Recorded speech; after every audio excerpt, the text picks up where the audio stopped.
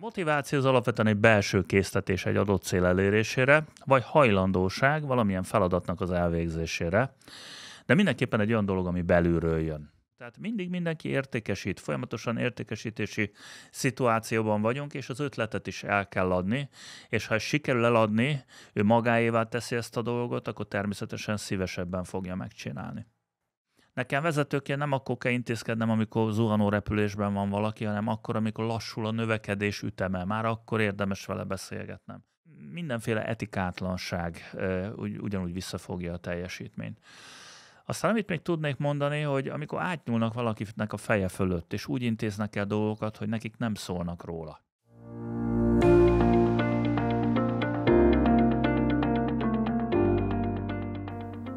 Mindenkit szeretettel köszöntünk a Tudatos Cégvezetés Podcast harmadik epizódjában.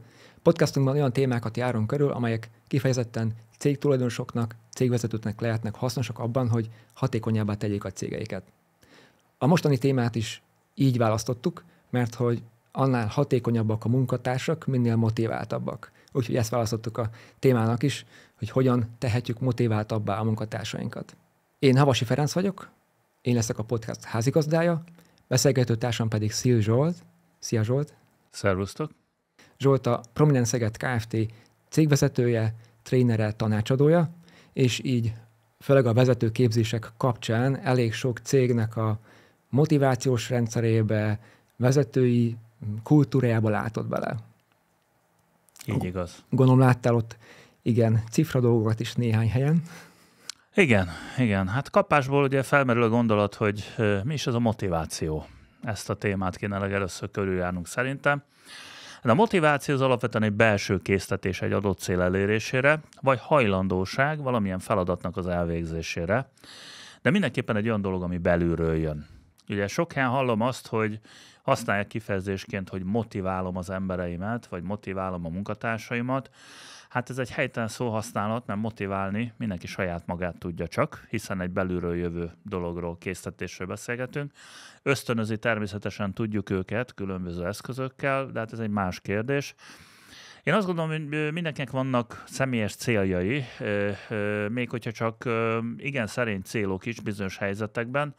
Minimálisan a túlélés, mint alapvető cél azért mindenkinél ott van. Összességében azt szokták mondani, hogy a jó állapotban lévő emberek célokért dolgoznak, a rossz állapotban lévő emberek mindig valamiféle veszteség elkerülésén fáradoznak. Csak nehogy a főnök észrevegyen valamit, csak nehogy szóljon érte, csak nehogy ne tudjam befizetni a sárga csekket, és így tovább. Nyilván többre megyünk azokkal az emberekkel, vagy azokkal a munkatársakkal, akiknek van egyfajta belső késztetése is ebben a témában, és hát ez jellemzően akkor fordul elő, amikor a cég céljai és az illetőnek a személyes céljai valamilyen módon összekapcsolódnak, vagy támogatják egymást. Mindenkinek van egyfajta személyes indítatása, hiszen vannak példaképeink, vannak olyan emberek, akikkel gyerekkorban kapcsolatban voltunk, és felnéztünk rájuk. Bizonyos dolgokat igyekszünk lekoppintani, illetve egyfajta iránymutatást adnak arra vonatkozóan, hogy hogyan kéne az életünket élni, vagy hogyan kéne bizonyos döntéseket meghozni, bizonyos dolgokat megcsinálni. Persze később, akár gyerek, akár későbbiben felnőtt korban vannak egyéb késztetések is. Tehát bekerülünk egy iskolába, bekerülünk egy munkahelyre, bekerülünk egy baráti társaságba, elvárásokat támasztanak velünk szemben.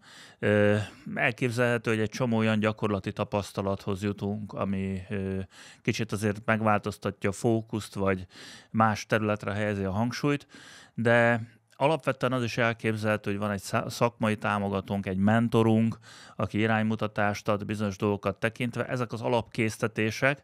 Aztán ahogy egyre jobban bedolgozzuk magunkat egy adott területre, annál inkább kialakulnak a tényleges fókuszaink, hogy milyen irányba akarunk haladni, és mi az, ami érdekel minket, mi az, ami motivál minket. Ezek a későbbiekben egy olyan alapot adnak, amire aztán sok mindent fel lehet építeni vezetőként is. Uh-huh. Tehát akkor a motiváció egy ilyen belső mozgatórugó, és akkor az adott téma köré vagy elindítja a munkatársat, vagy pedig nem annyira. Mit lehet tenni, amikor egy olyan feladatot kell elvégezni, amihez nincs alapból motivációja? Ez elég sőn előfordul egy cégnél, úgy gondolom, vagy egy vállalkozásnál, vagy akár egy szervezeten belül, hiszen azokat a feladatokat is el kell végezni valakinek, ami hát nem feltétlenül egy népszerű kategória. Ez esetben azt gondolom, hogy inkább ösztönzésről beszélünk. Itt azért nagyon fontos arra odafigyelni vezetőként, hogy mi hogyan is adjuk ki ezt a feladatot. Lehet egyfajta autokrata típusú, vagy direktíva típusú hozzáállással ráerőltetni bizonyos feladatokat valakire, és persze lehet, hogy megcsinálja, mert félti a munkahelyét, vagy esetleg félti a pozícióját, vagy nem akar rossz viszonyba kerülni valakivel, nem akar veszekedni, nem akar surlódásokat, de ez valószínűleg hosszú távra nem fogja meghatározni az ő motivációját. Elvégzi, mint szükséges rosszat, de valójában nem szívesen csinálja, inkább kényszerből. Van a másik kategória, amikor úgy kérünk meg valakit egy feladat elvégzésére, vagy úgy bízzuk meg őt egy feladattal, hogy nem vagyunk erőszakosak, hanem gyakorlatilag eladjuk neki ezt a történetet. Ugye itt az értékesítésről beszéltünk az előző podcastben, azt gondolják sokan, hogy ők nem értékesítenek, de valójában ez nem így van. Szülőként a gyerekek felé értékesítünk, vezetőként a munkatársaink felé értékesítünk, munkatársként nyilván eladunk egy szolgáltatást, vagy egy bizonyos tevékenységet, amivel mi foglalkozunk. Tehát mindig mindenki értékesít, folyamatosan értékesítési szituációban vagyunk, és az ötletet is el kell adni, és ha sikerül eladni, ő magáévá teszi ezt a dolgot, akkor természetesen szívesebben fogja megcsinálni. Fú, ezt hogy lehet elérni, hogy eladni neki az ötletet? Leginkább úgy, hogy folyamatos kommunikációban vagyunk a munkatársainkat. Ha kommunikálunk, akkor tudjuk, hogy mi az, ami őt mozgatja, mi az ő alapmotivációja, mi az, ami őt érdekli, milyen feladatok azok, amiben ő szívesen vesz részt.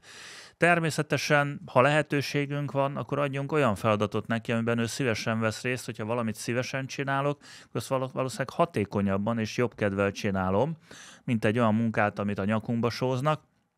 Ettől függetlenül fontos része ennek a dolognak az is, hogy a kommunikációban ő is ki tudjon teljesedni. Tehát lehessen véleménye, lehessen elképzelése, sőt, sokszor a munkatársaknak jobb ötleteik vannak egy-egy eset kapcsán, mint ami nekünk eszünkbe jutott volna, akkor ezt támogassuk, és ismerjük el azokat, akiknek az ötletéből valami kézzelfogható eredmény születik. Ez tovább erősítheti a motivációt. Mindenképpen arra van szükség, hogy odafigyeljünk rá. A legértékesebb dolog, amit adhatsz vezetőként egy munkatársadnak, az a figyelem. Ennél csak egy értékesebb dolog van, a csodálat, de ahhoz azért valami nagy dolgot kell alkotni. Ha figyelmet adsz, akkor figyelmet kapsz, és ha bizalmat adsz, akkor bizalmat kapsz. Tehát ahhoz, hogy szívesen dolgozzanak veled a munkatársak, együttműködő partnernek kell tekinteni őket, nem pedig egy beosztottnak. Nyilvánvalóan van egy hierarchia a cégen belül, amit nem tudunk megkerülni. Ugyanakkor azt gondolom, hogy mint ahogy a piacon kereslet-kínálat van, így a munkaerőpiacon is kereslet-kínálat van, hiszen nem kötelező az ő számára egy adott cégnél dolgozni. Szívesen dolgozik ott akkor, ha talál kihívást, hogyha jól bánnak vele, ha tisztességes munkakörülmények vannak, ha olyan dolgokkal foglalkozhat, amivel ő szívesen foglalkozik. Ez természetesen jó hatással van a motivációra, ugyanakkor látunk ellenpéldákat is, amikor ezek negatív előjellel kerülnek elő, és hát nem mindig viszik előre az ügyet. Ugyanakkor, ha partnerként kezeljük a munkatársainkat, akkor ők is partnernek érzik magukat, részt vehetnek a dologban, hozzá tudnak járulni, és értékes, pozitív visszaigazolásokat kaphatnak, hogyha valamit jól megcsinálnak. És hogyha már itt előkerült, hogy magasabb motiváció, alacsonyabb, hogy látod, vannak ebben szintek, amiben be lehetne akár sorolni a különböző munkatársakat? Abszolút mértékben. Ugye mondhatjuk azt, hogy a mai világban azért a pénz elég sok mindent meghatároz. Az pénz egyfajta energia. Valójában nekünk nem a pénzre van szükségünk, hanem azokra a dolgokra, amiket a pénzen keresztül meg tudunk szerezni. Ettől függetlenül természetesen van, akinek a pénz az egy cél, van, akinek pedig egy eszköz bizonyos dolgoknak a megszerzésére. ez nem ugyanazt a hozzáállást fogja eredményezni, de tapasztaljuk azt, hogy bizony a munkatársainknak egy viszonylag nagyobb százaléka jó eséllyel pénzmotivált lesz. Mi is az a pénzmotiváció?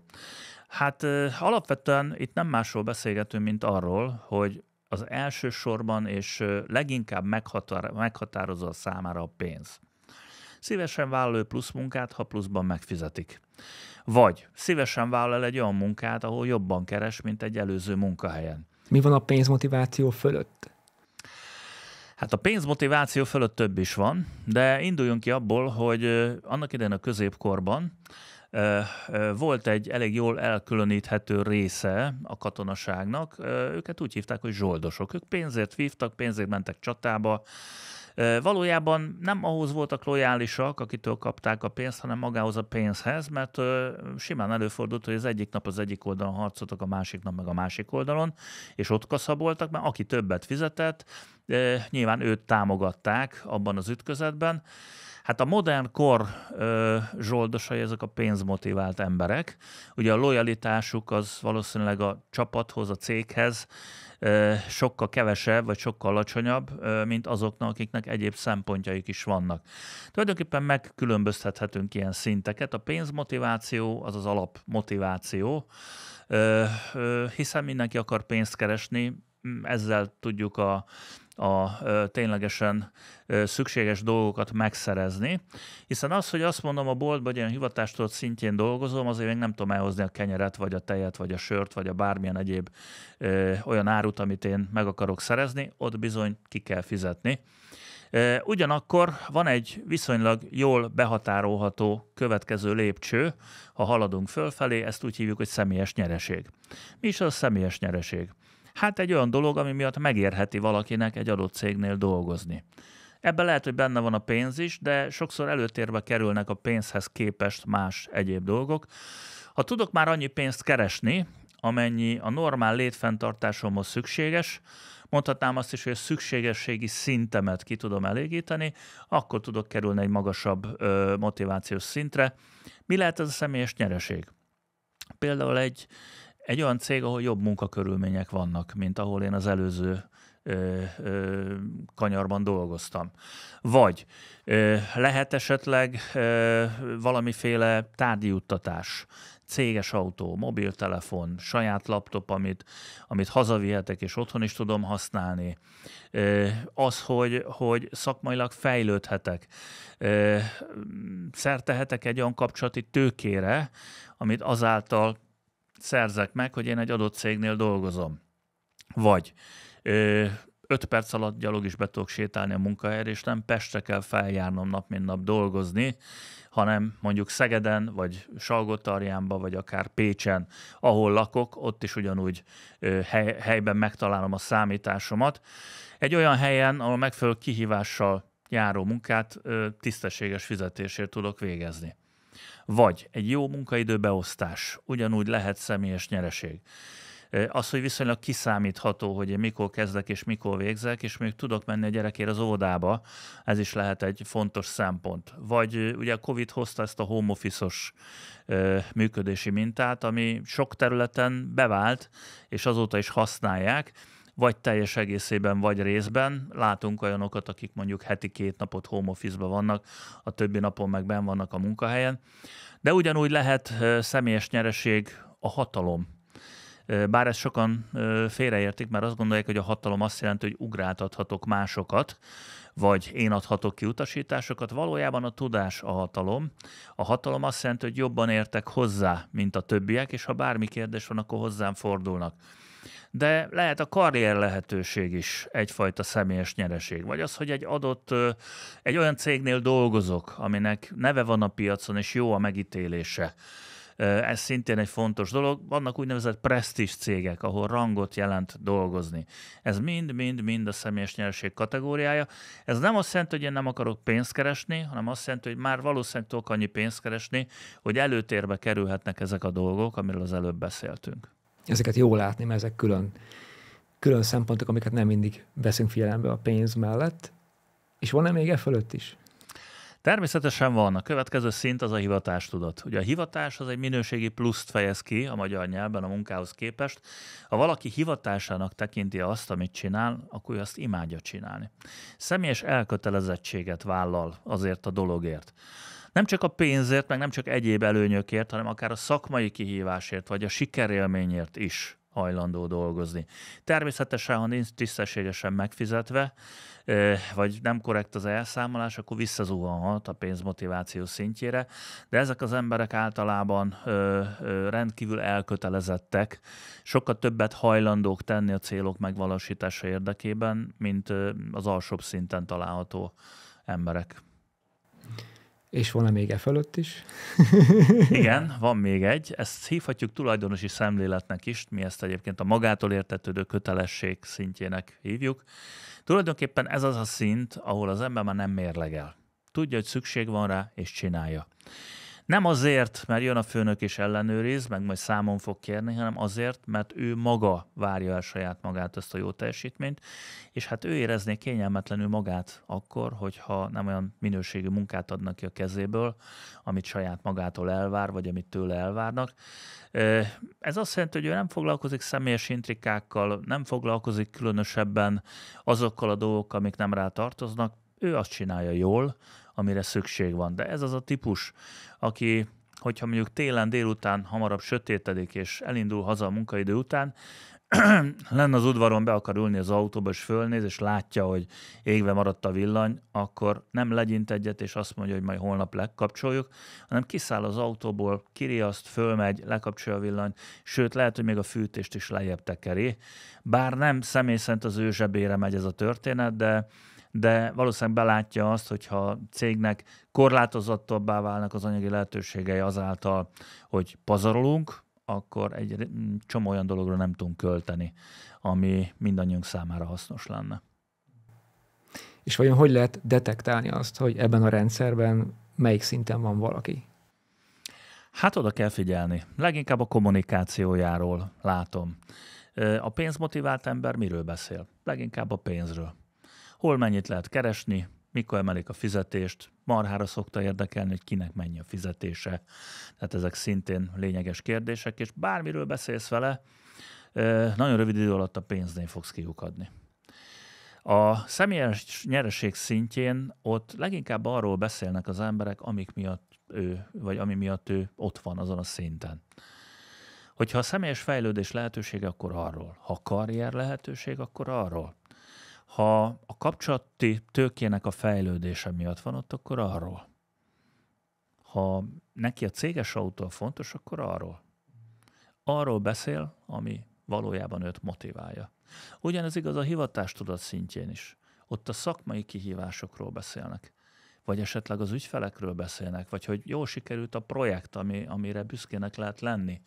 Alapvetően erről beszélnek. A legmagasabb szinten, a magától értetődő kötelesség szintjén, ott inkább azt tapasztaljuk, az ember nem sokat beszél. Sokkal jobban teljesít, mint a többiek. Erre szoktam én azt mondani, hogy madarat tolláról, ember statisztikájáról lehet megítélni. És mi a helyzet akkor, hogyha azt tapasztaljuk, hogy valakit egy ideig motivált egy dolog, de egy után már nem. Ugye akkor mi történt vele?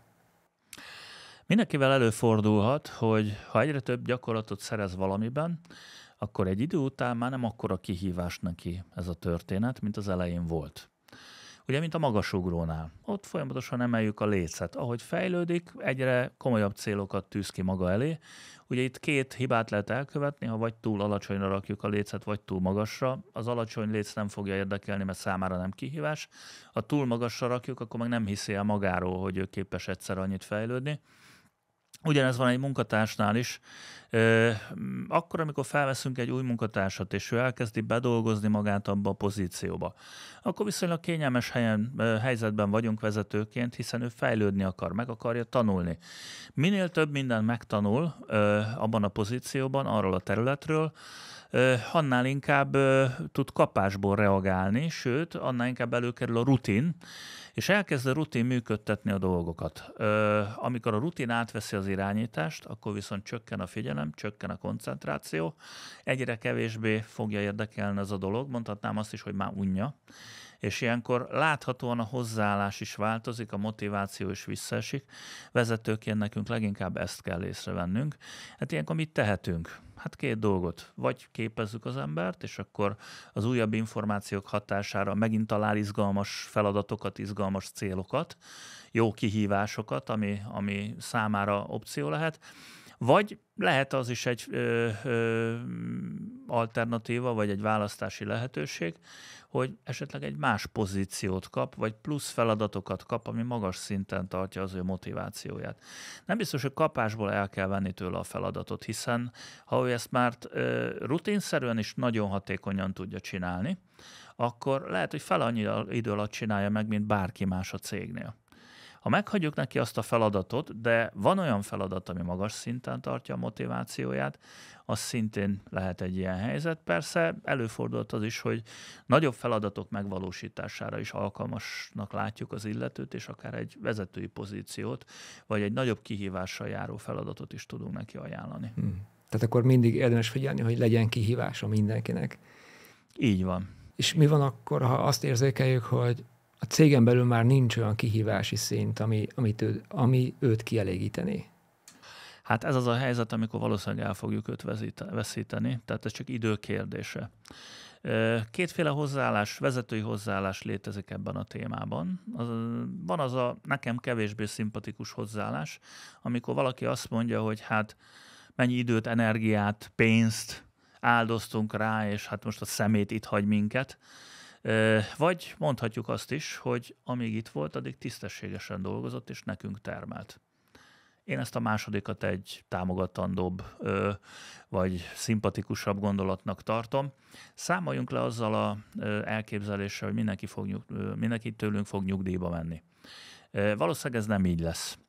A jó képességű emberek, akik fejlődni akarnak, nagyobb kihívásot akarnak, előbb-utóbb ki fogják nőni a kabátot, és ha mi nem tudunk egy életpályamodellt felvázolni, nem tudunk egy nagyobb kihívást biztosítani, nem tudjuk őt léptetni egy magasabb pozícióba, vagy egy komolyabb felkészültséget igénylő pozícióba, akkor valószínűleg, ha ők nem találják meg a kihívást házon belül, akkor meg fogják találni házon kívül. Az is lehet, hogy egy saját vállalkozást fognak indítani a megszerzett tapasztalatok birtokában, de az is lehet, hogy elmennek egy másik céghez egy olyan feladatot végezni, ami nagyobb kihívást jelent a számukra. Szerintem ezzel nem kell haragudni senkire. Valamennyien, akik vállalkozást üzemeltetünk, jó eséllyel úgy indultunk, hogy tanultuk valakinél ezt a dolgot, vagy alkalmazottként, vagy volt egy segítőnk, egy mentorunk, aki az adott területre segített betanulni.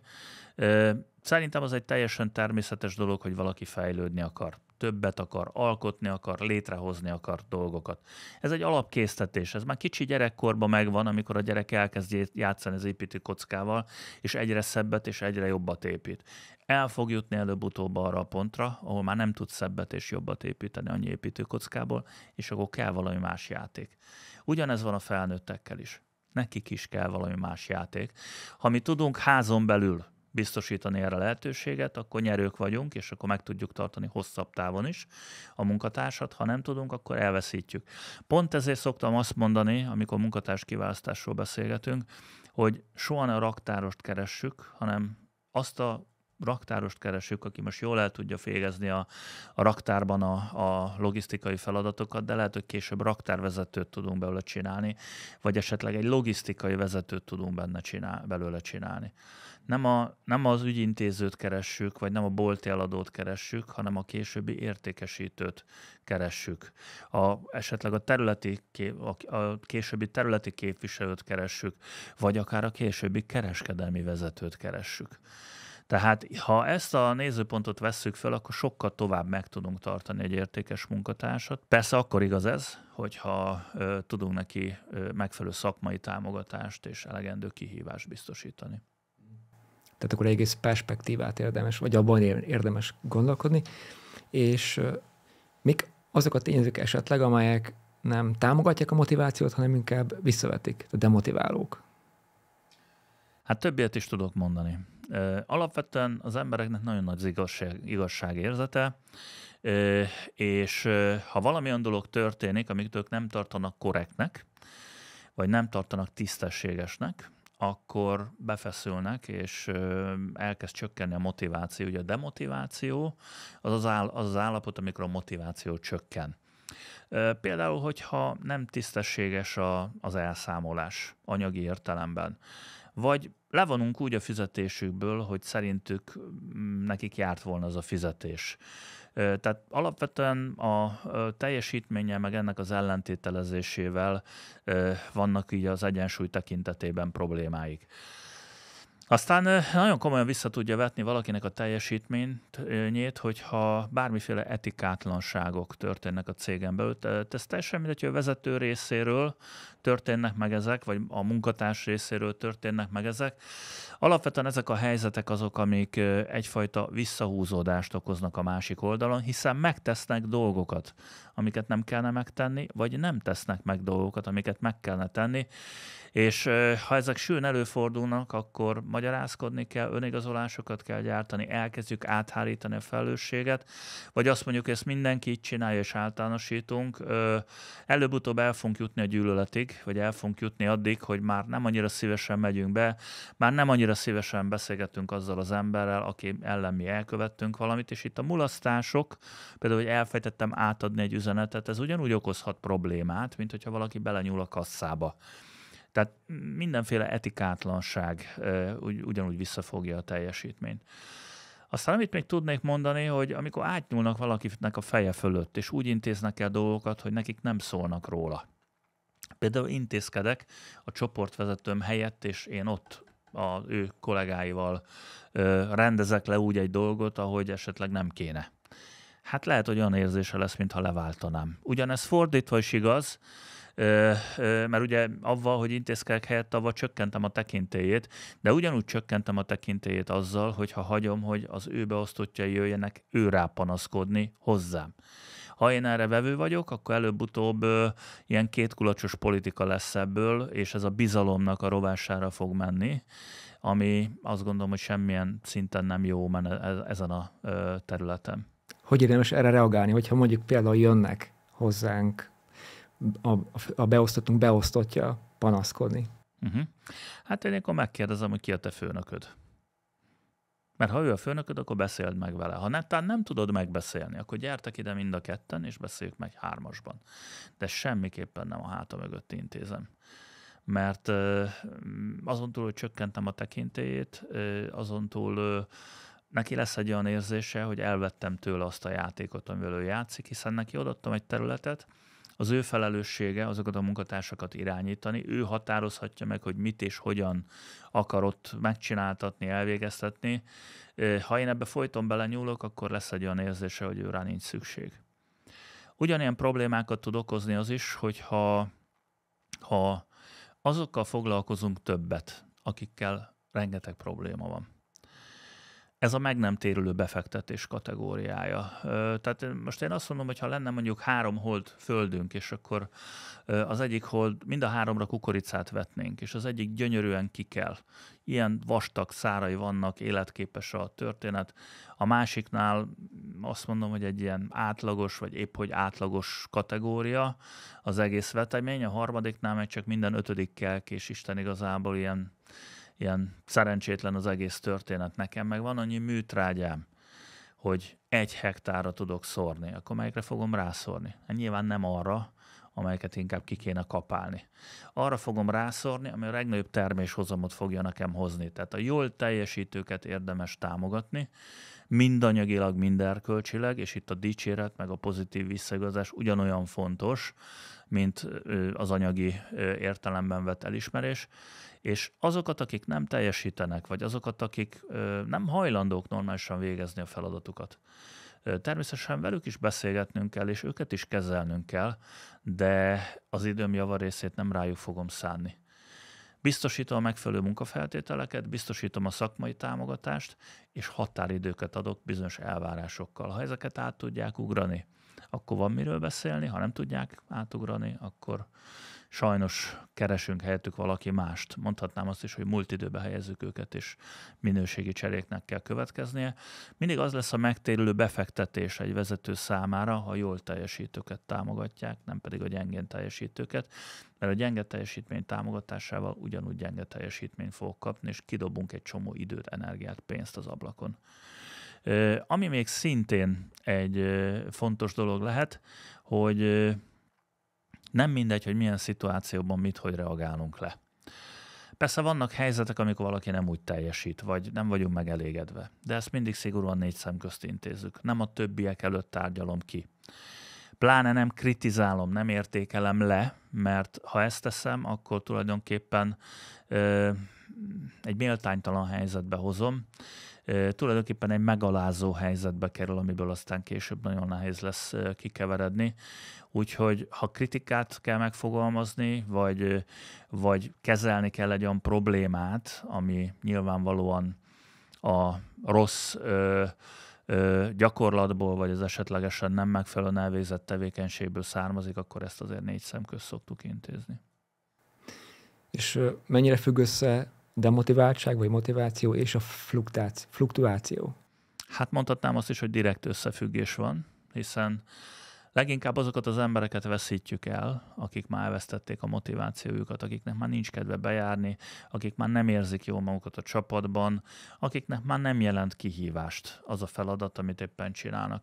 Természetesen azért előfordulhat, hogy jól teljesítő munkatársakat is elveszítünk, hiszen lehet, hogy a konkurencia megkínálja őket egy jobb ajánlattal, vagy találnak egy számukra izgalmasabb feladatot, egy nagyobb kihívást jelentő feladatot, de a fluktuációnak a nagy része az inkább a gyengén teljesítő, vagy alapvetően gyengébb statisztikát felmutató munkatársakból szokott kikerülni. Itt már ugye motivációról nagyon nem tudunk beszélgetni, már csak bejár azért a fizetésért a munkahelyre, de hát a rossz hír ezzel kapcsolatban, hogy nem lett valakinek, vagy nem célszerű valakinek azért fizetést adni, mert ő benne a munkahelyen lehúz 8-10 órát. Tehát nekünk konkrét eredmények kellenek. És az eredményekből tudunk persze későbbiekben pluszbevételt, illetve árrést létrehozni, és hát az árrés egy részét tudjuk bérre meg járulékra fordítani. Ez azt gondolom mindenki számára könnyű belátni. Tehát abszolút van összefüggés. A motiválatlan embereknél ott nagyon nagy a fluktuáció. Akkor értük, lehet, hogy nem is annyira kár, de mi van azokkal, akikért nagy kár lenne? Tehát hogy lehet azt megakadályozni, hogy a jól teljesítőek elmenjenek? Az első számú feladat az az, hogy kommunikáljunk. Tudnom kell, hogy mi a helyzet. Észre kell vennem vezetőként azt, hogyha valakinek csökken a motivációja, vagy már nem akkor örömmel csinálja, vagy már nem jelent neki igazából sikerélményt. Ugye, ahogy említettem is, ha valamit unok, akkor egy idő után ez elkezd mechanikussá válni, elkezdi a rutin mozgatni a dolgokat, és végül már nem sok kedven van csinálni az egészet. Természetes, hogy ilyenkor az ember körülnéz, és megnéz, hogy mik azok a lehetőségek, amit ehelyett lehetne csinálni. Jellemzően ezt egyébként, ha mérés és érdekeltségi rendszerünk van, akkor statisztikákból is látjuk, akkor általában visszaesés van. Nekem vezetőként nem akkor kell intézkednem, amikor zuhanó repülésben van valaki, hanem akkor, amikor lassul a növekedés üteme. Már akkor érdemes vele beszélgetnem.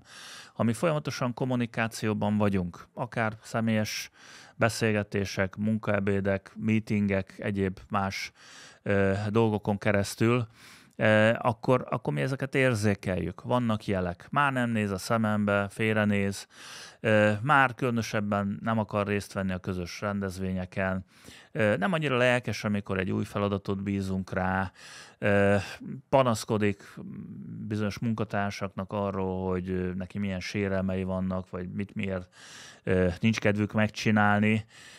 Ugye alapvetően a probléma gyártó és a probléma megoldó típust tudjuk megkülönböztetni. A probléma gyártó lehetőségeket, alternatívákat, megoldandó feladatokat lát maga előtt. A problémagyártó viszont bármilyen körülmények között el tudja mondani, hogy mit miért nem lehet megtartani. A jól teljesítő munkatársak megtartásának a kulcsa a folyamatos kommunikáción kívül az, hogy megbecsüljük mind anyagilag, mind erkölcsileg azt a teljesítményt, amit ők nyújtanak, és minden lehetséges eszközt ragadjunk meg arra, hogy elismerjük őket. Még egyszer mondom, nem csak anyagi, hanem erkölcsi értelemben is. Megdicsérhetjük őket a többiek előtt, bevonhatjuk őket bizonyos döntésekbe, kikérem a véleményét, mielőtt döntök valamivel kapcsolatban. Ezek mind-mind erősíthetik a kötődést, és hát nem utolsó sorban azért egy nagyon jó megtartó erő, hogyha van egy jó csapat. Mert egy jó csapatban mindenki szeret dolgozni. Nem jó úgy bejönni dolgozni, hogy itt van a gombóc a gyomromba, hogy most ki fog belém kötni a mai napon. Ha egy jó csapat van, akkor egy támogató közeg van. Ha jó viszonyban vagyunk, akkor hajlandók vagyunk egymást támogatni, és nem csak az egyéni céljaink miatt járunk be egy munkahelyre. Tehát ezek mind-mind hozzá tudnak járulni ahhoz, hogy egy jó munkaerőt meg tudjunk tartani. A jól teljesítő embereknek a lojalitása is egyébként sokkal magasabb a tapasztalataim szerint. Ettől függetlenül lehet, hogy valaki kinövi a kabátot, és hogyha kinövi, akkor kell egy következő kihívás. Ha mi nem tudunk következő kihívást nyújtani, akkor valaki fog neki nyújtani, és ő azt a megoldást fogja választani. És ebben, hogyha valaki valamelyik kategóriába tartozik, tehát mondtad például ezt a problémagyártó, meg probléma megoldó, nyilván a jól teljesítőek probléma megoldóak. Igen. Fordulhat elő olyan, hogy egyikből a másikba átvált az illető, és mondjuk akár mi, hogy tudunk úgy hatni, hogy jó irányba váltson? Hát amit az előbb is mondtam, hogy jellemzően emögött etikai problémák vannak az esetek túlnyomó többségében. Ritkábban előfordulhat, hogy olyan feladatokat kap, ahova nem elég a kompetencia. Ha meg nem értései vannak, ha nincs megfelelő szakmai felkészültség, akkor óvatosan nyúl ahhoz a dologhoz. Sokkal nehezebb felelősséget vállalni egy olyan területért, ahol nekem hiányoznak az információk. Tehát törekednem kell arra, hogy egyértelműen meg legyenek fogalmazva az elvárások. Egyértelműen tudja azt, hogy mit miért csinálunk úgy, ahogy csinálunk. Tisztában legyen a technológiájával annak, hogy azt a dolgot hogy kell előállítani. És hogyha ezekkel rendben vagyunk, akkor azt gondolom, hogy azért leginkább rendben vagyunk. Ha ennek ellenére mégis azt tapasztaljuk, hogy eróziós folyamatok vannak a szervezeten belül, vagy hát az illetőnek negatív irányba változik a hozzáállása, akkor viszont mindenképp azt kell keresnünk, hogy mit tett, amit nem kellett volna megtenni, és mit nem tett, amit meg kellett volna tenni. Nyilván mondhatnám azt is, hogy ilyenkor egy etikai kezelést kell alkalmaznunk, ami egy kicsit ijesztő szónak tűnik első hallásra. Valójában az egy beszélgetés, ami segít abban, hogy ránézzen, felismerjen olyan dolgokat, amin esetleg változtatni kell. Én azt gondolom, hogy ilyen helyzetekben is meg lehet találni a megoldást az esetek nagy részében. Persze, ha ő ebben nem együttműködés, nem akar változtatni, és nem hajlandó megfelelő lépéseket megtenni, akkor valószínűleg minőségi cserének kell következnie. Uh-huh. Tehát akkor a folyamatos kommunikáció az egy nagyon fontos kulcs. A motivációs rendszer, a megfelelő motivációs rendszer. Igen. És még nagyon sok mindent mondtál, ami talán egy következő podcastnak lehetne a témája, ami meg a vezetői eszköztár, vezetői kontroll lehetne. Mit szólsz hozzá, hogyha ezzel folytatnánk legközelebb? Abszolút támogatom.